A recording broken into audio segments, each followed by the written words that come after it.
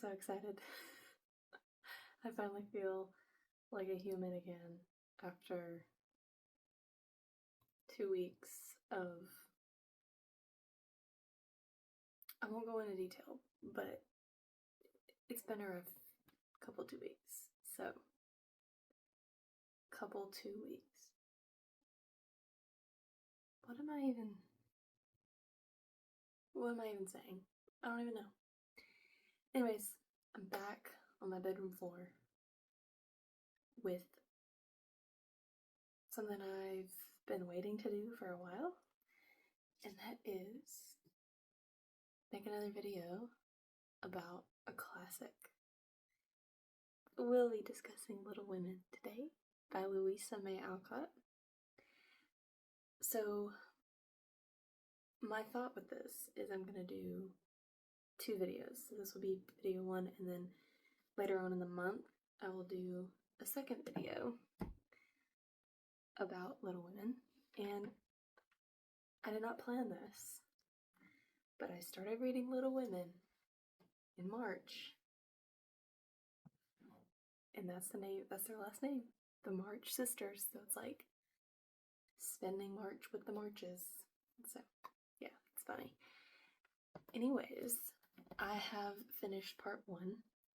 So I think I've read somewhere or heard somewhere that you can buy different editions of Little Women, and some of those editions are titled Little Women, and it's just part 1, which is their like childhood, adolescent stories, and then part 2 is as they've grown up a little bit. It's like 3 years in the future from the end of part 1, and it can sometimes be published under the title Good Wives. So I have an edition that's both in one. So I read the first half, which was part 1, which, like I just said, it's about their like adolescence, it was like a coming of age story. So I wanted to discuss that today and just talk about what I liked about it. My camera just stopped working. I don't know what's going on. Anyways, I just wanted to take a few minutes to talk about Little Women Part 1. So for those of you who don't know, which I honestly knew very little about this book going into it, Little Women is about the March family. So obviously it's a mother and father and 4 girls. So they have had 4 girls: Meg or Margaret, Jo or Josephine, Beth, I think her full name's Elizabeth, I'm not sure, and Amy. Meg, Jo, Beth, and Amy. And they're anywhere from the ages of 17 when the book begins. Like, the oldest is 17, so Meg's the oldest, Amy's the youngest, and she's 12, maybe, when the book opens. And so, at the very start of the book, it's the 4 sisters and their mother and their servant named Hannah, who are living by themselves, making do, because their father, Mr. March, is what's the name of that thing? A chaplain.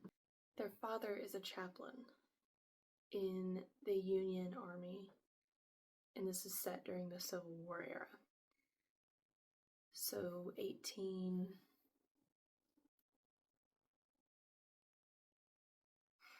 1860s. Okay, so the late 1800s and it's, I believe they're in the north somewhere.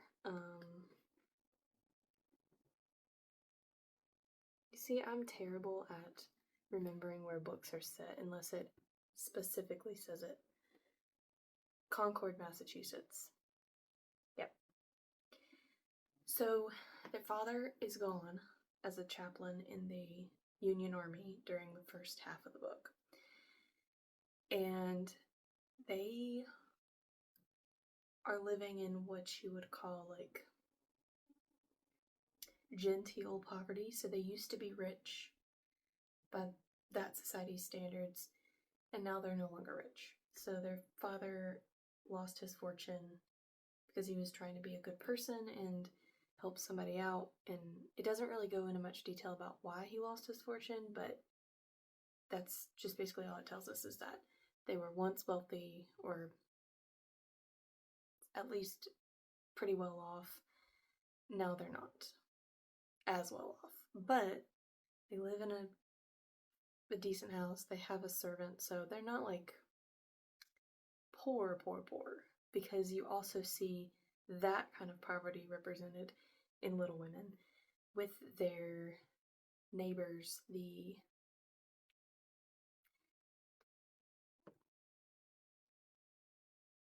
Hummels.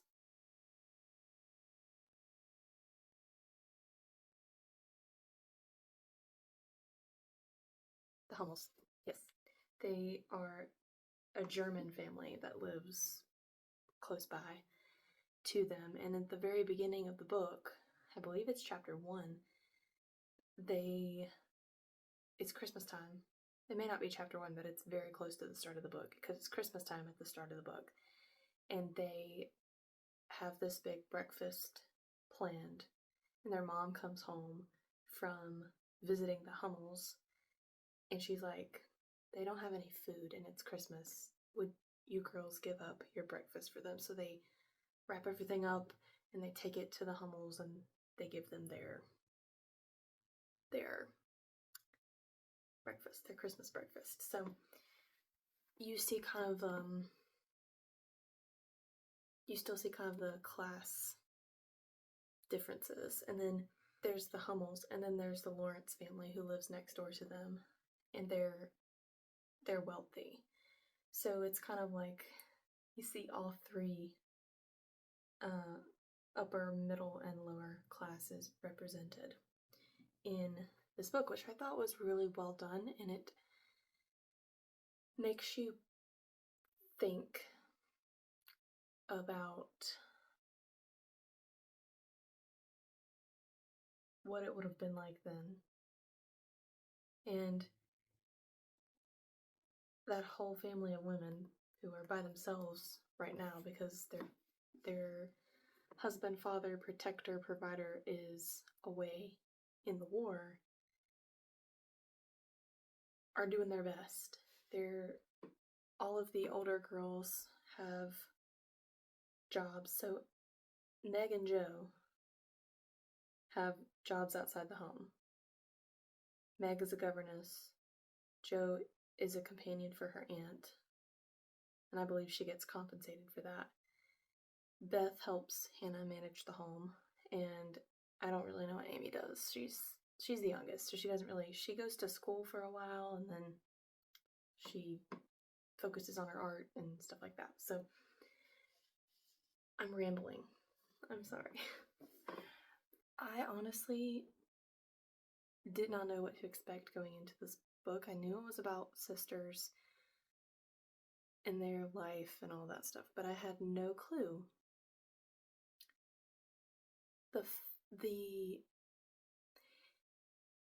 It is very much a slice of life book, because at least in the first part, every chapter discusses like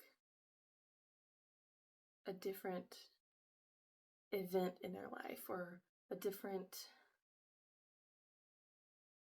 time in their life when they did something wrong, or they did something humorous, or they had, company over and they messed up the dinner or the lunch that they were having. And it is very much a slice of life book, which I very much enjoy. It's cozy, feels like a warm hug, because you feel like you become part of the family and like you're one of the sisters. That's what I felt like kind of reading it. But it also explores their relationship within the family, so all of their relationships with each other and their relationships outside of the family within the larger world. And even though they don't have everything that they want, they're still being taught by their mother, primarily by their mother at this point, because she's their caretaker, that they're still accountable to a higher being, to God, for how they treat others. So, yeah, on the whole, like, it's a cozy book, but at the same time, like, there were parts of the book that I, like, cried because it was so profound.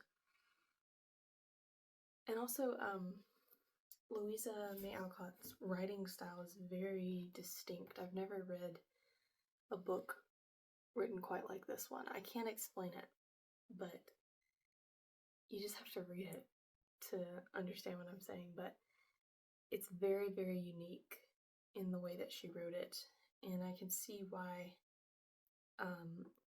younger, particularly girls, would really enjoy this book, specifically part 1. I'm a few chapters into part 2, which discusses things that are relevant more so in my life now because I'm older and married and all of that stuff. But I'm not so far into it that I can fully discuss it. I think the thing that sets this novel over the edge, that just gives it that classic feel that makes you want to pick it back up and read it, is you can clearly see the love and the warmth in that house. And like the rich family that lives next door, where they're not like a traditional family, it's a grandfather and a grandson. The grandson is, they call him Laurie, which is a play on his last name, but his first name's like Theodore, I think. They don't really ever call him by his first name, but he becomes a close friend to the girls. And he once said, I'm not quoting him, this is a paraphrase, but he once said that he would look out of his window and look over to their house and see the glow and the warmth, and he could see them sitting in their living room all together talking, or Beth, one of the sisters, is talented with music, so she would play hymns and they would sing all together before they went to bed every night, which is so sweet. It's just so sweet. And he told them, like, I often look over here. My shoulder just popped. Did y'all hear that? I often look over the way and I get so much joy out of the warmth that's in your home. And that's very true. Like that is how it feels to read Little Women. Because you're not like Laurie, who's just watching from a distance. You're in it. You're in the story. You're reading it. You're like seeing all the ways that they love each other, even through their mistakes and their mishaps, and just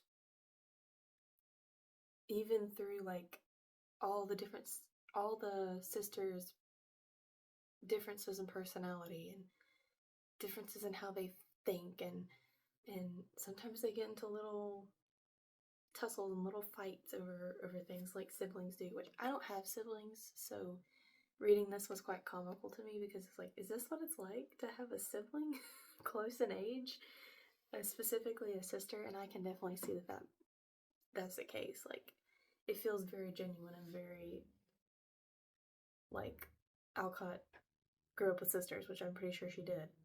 Yeah, it is, in my opinion, and I can't wait Lord willing, to have a daughter and read this to her, because I just love it so much to have maybe multiple daughters and read this to them and just let them like soak in that warmth and that just, you can just feel the love in the family.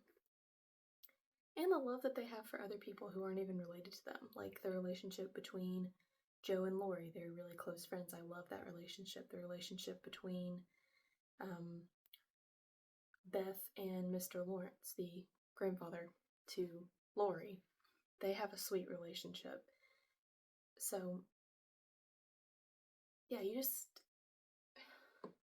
it's just such a charming book. And I say book because, like, technically that is a book in and of itself, and then part 2 is a separate thing.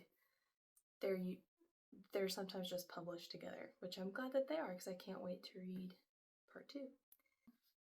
I'm just rambling at this point. Like, I had a whole plan and then I just started talking and I was like, word vomit. I hope it makes sense what I'm saying, but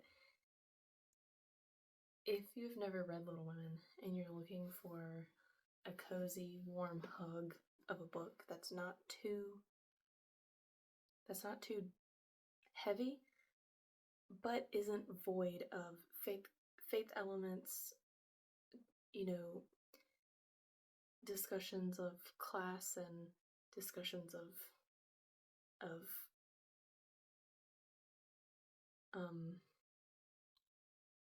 charity and, you know, giving even when you feel like it's a sacrifice, and that's when you should give of yourself, of conquering vices in your life, of family values, of the importance of being loyal to your family, forgiving. I mean, the list goes on and on and on and on.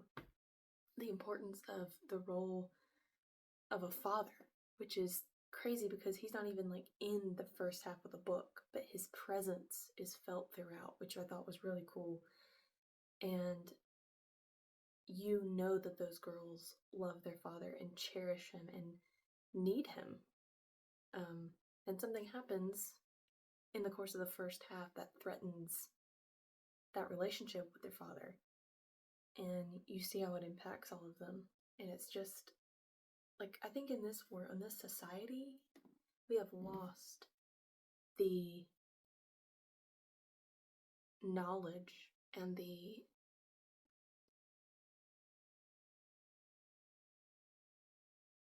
we've lost the inherent common knowledge within ourselves that fathers are important. Fathers are vital in a home. No matter what, no matter if you have all boys, all girls, a mix of both, like, fathers are vital parts of the house. So if you're looking for a book that's not going to necessarily make you weep because it's so sad, that's light-hearted, that's charming and cozy, you just feel like it's a warm hug, but it also talks about the values that you espouse, especially as a Christian, this is it. Like, point blank period. This is the book. So, and if you've read it before, reread it. If it's been a while, reread it. Like, just go into that world and immerse yourself in the family, and it's just such a good time. You'll laugh, you'll tear up from just sentimental moments. Like, it's so good. I'm so happy that I dove into this book this month. I can't wait to come back in a few weeks and bring you part 2 to this series. So, thanks for watching.